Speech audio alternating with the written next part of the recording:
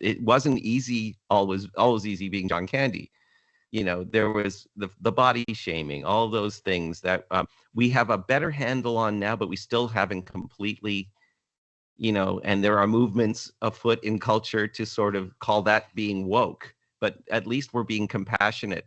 So that's where, I get political when I read this, because I'm thinking 30 years, 40 years ago, you could get away with interviewing someone and using the word fat to their face, and saying, look at you, you fat guy. And like, this guy had to endure that and take it on. And you see it in the character. I hope what I wanted to bring was the humanity. I wanted to try and tell you who he was and how he works. When he was 5 years old, his father died, and the idea that when you have relationships, you want to protect them, you want to nurture them. And he was, raised by women too, which I think helps.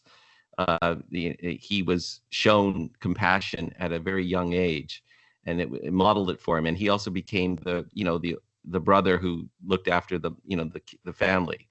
And so again, I'm not a licensed therapist, but I would say that most of us in this pop psychology armchair world would understand those issues. A lot of comedians have issues such that drive them to want to make people laugh.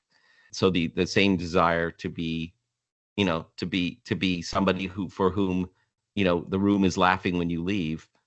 I think that also extended to him on a personal level. So here's the saddest thing: is he wouldn't have even been in Wagons East if he didn't owe that movie company one more movie that he tried so hard to just say, look, why don't we just walk? And they were paying him a very good sum of money to go shoot this Western in the desert in Mexico.